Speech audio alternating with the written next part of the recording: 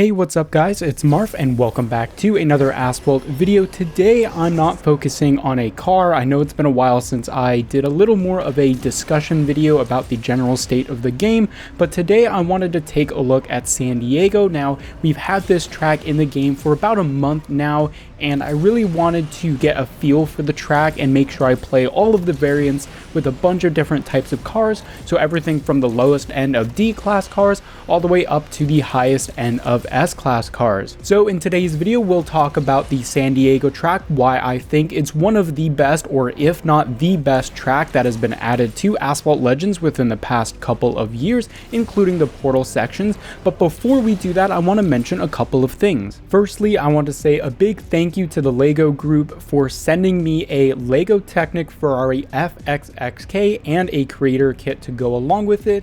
I think this is the first time I've been sent a gift or an influencer kit, which is really awesome, and I feel really honored to be able to work with the LEGO group to build this set and show you guys the real Ferrari FXXK LEGO Technic car. You can see some cool shots I got of it here after I built it.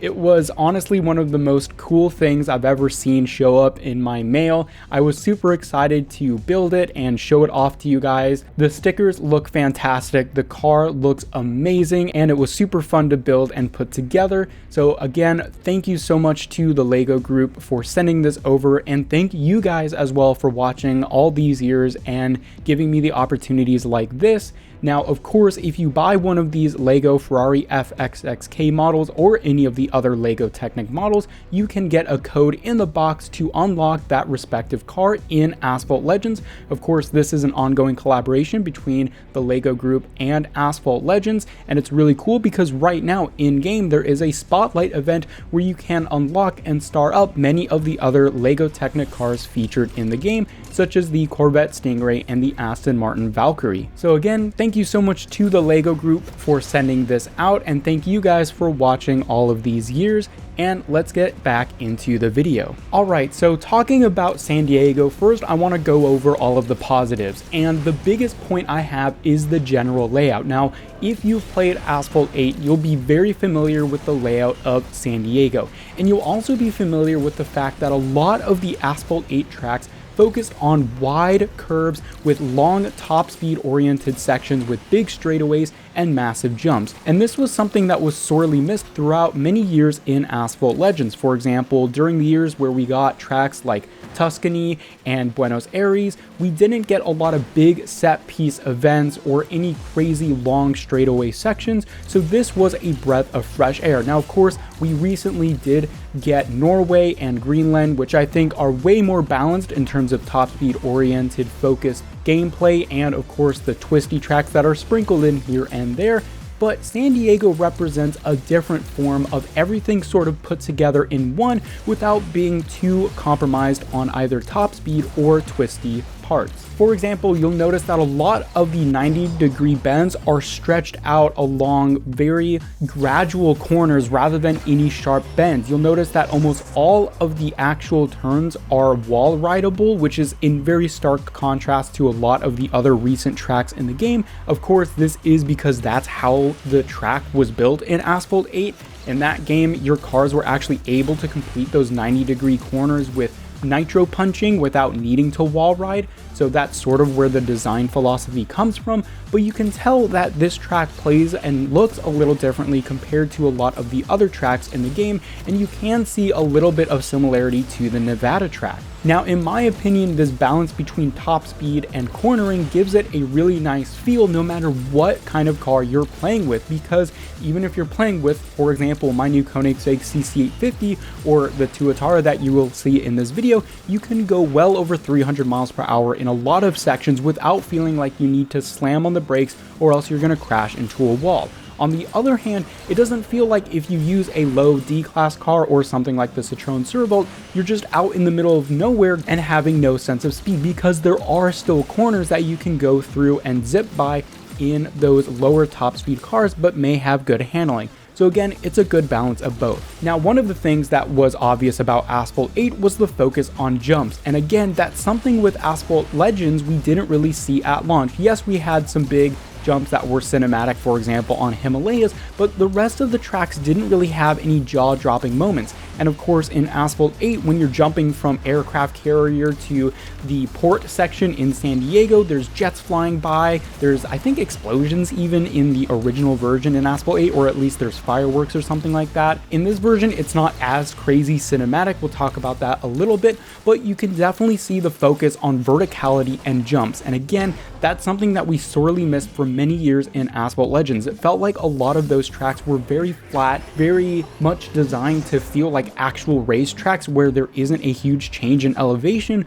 whereas in Asphalt 8, of course, the whole tagline was defying gravity. So of course, you have to implement verticality changes throughout the tracks. And San Diego, of course, was designed no differently. So compared to a lot of other tracks in the game, we see a lot of jumps, a lot of verticality changes. Yes, sometimes that can screw you over, like if you slam face first into the aircraft carrier in some of the jumps, but in my opinion, that sort of gameplay sacrifice is worth it for the overall verticality and affordances that the gameplay mechanics such as jumps, being able to use nitro in the air, ramps, stunts actually lets you do in Asphalt compared to literally any other racing game. So again, it's the combination of top speed oriented with good twists and turns that don't feel unmanageable for most cars, combined with the sense of scale, lots of jumps, and lots of verticality that I think gives this one of the best and most balanced feeling gameplay of any track in Asphalt Legends. Now, of course, we'll talk about what's really new about this track, and that is the portals. If you didn't know, in this track, Gameloft implemented 2 portal systems.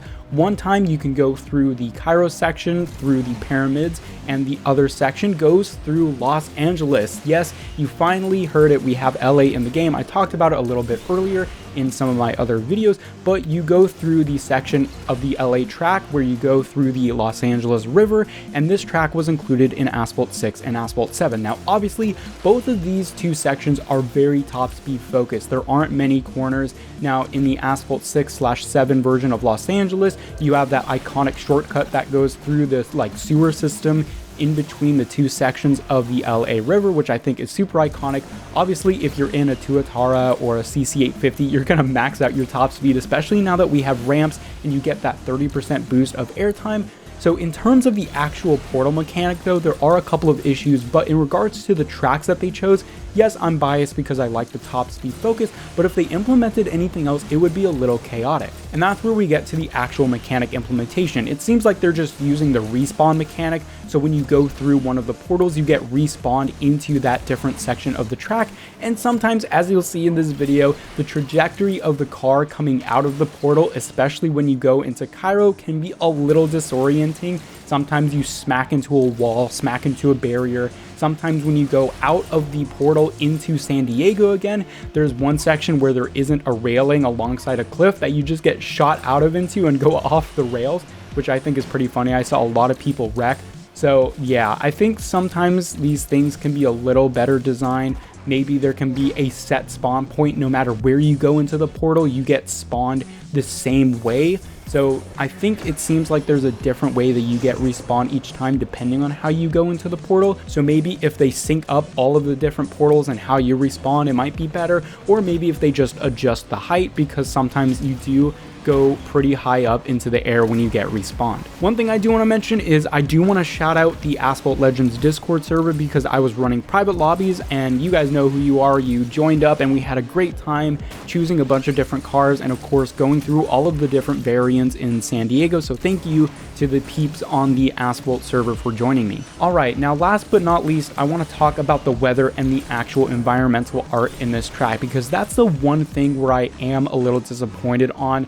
I was really hoping they would bring over the cotton candy sky, the sundown environment, the weather, all of that, but they used none of that and they wanted to make it a more overcast situation, which, yeah, being, you know, San Diego, Southern California, there is a lot of overcast and I have experience with that, but I just feel like in a video game, I don't think realism is super important, and I do feel like the cotton candy skies, the colorful environment that was in the Asphalt 8 version of the track sort of gave it a better and more open feeling compared to the one we have in Asphalt Legends. Because of the overcast nature of the environment, it feels like the roof has sort of been lowered on you. You don't have those big, bright, open skies, which were very prevalent in Asphalt 8 because, of course, you just get launched into the sky in many of those tracks. So again, the whole weather thing, I'm a little disappointed by it. I don't think we actually have another overcast type of environment in Asphalt Legends, so maybe they just wanted to switch it up, which is understandable,